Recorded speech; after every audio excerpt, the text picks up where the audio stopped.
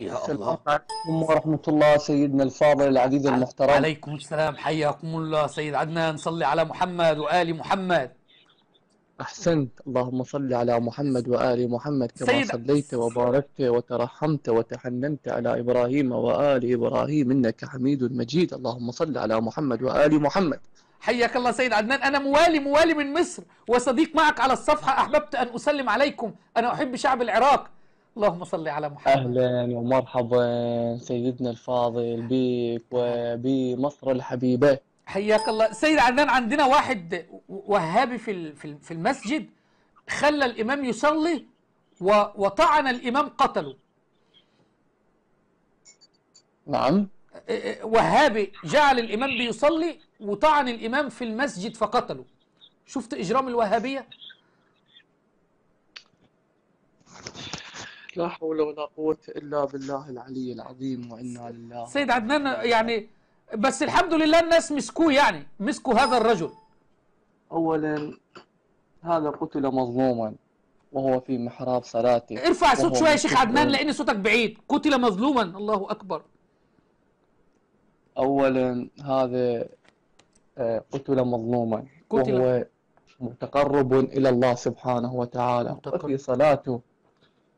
فهذا الرجل هنيئا له الله لأنه عندما قتل وهو ملتجئ إلى الله وهو الله أكبر. متقرب إلى الله الله أكبر. وهو نيته مع الله سبحانه واللي قتله وتعالى. دوت يا سيد عدنان زنديق. بس على كل حال ال- اللي جاي بيقول. انت عارف سيد عدنان، تعرف مين دوت؟ من هذا الرجل ولا ما سمعت؟ المقتول. لا، هذا الرجل الرجل المقتول هو شهيد المحراب عمر بن الخطاب، واللي قتله الزنديق الملعون أبو لؤلؤة المجوسي الإرهابي. فأول إرهاب حصل في تاريخ الإسلام في مسجد هو من قبل الملعون الزنديق أبو لؤلؤة المجوسي. قتل عمر بن الخطاب. وشكرا لك أنك قلت هنيئا لعمر. أولا توقف أقوم أقف يعني. خلاص يا شيخ عدنان، توقف. شكرا. لا تستخدم المكر. لا ده مش فخر يا سيد عدنان، ده فخ. وبعدين عشان أول شيء انا احببت يا سيد عدنان ابين للجميع اللي بيستمع لك أول شيء أنت سويت الآن استخدمت يجب ايه؟ عليك أن تذكر اسم كان عليك اللي بالبداية اللي ذكرت الاسم، فذكرت الاسم بالنهاية، وهذا نوع من أنواع المكر. لا، علشان انا ذكرت الاسم في النهاية عشان قلبك مليء بالحقد والكراهية والبغض لأصحاب محمد صلى الله عليه وسلم. فحبيت اضرب لك مثال يا سيد عدنان، مثال واقعي، لان انت الان في بث مباشر يستمع اليك المئات.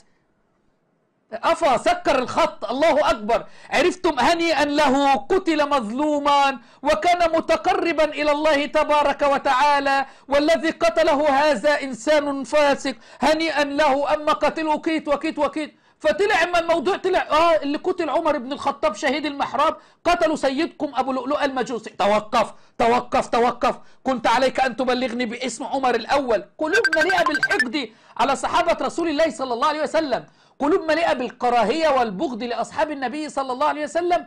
فمن اجل ذلك بنضرب لكم الامثله. هكذا يتم نصب الفخاخ لسادات ومعمم الاماميه الاثني عشريه.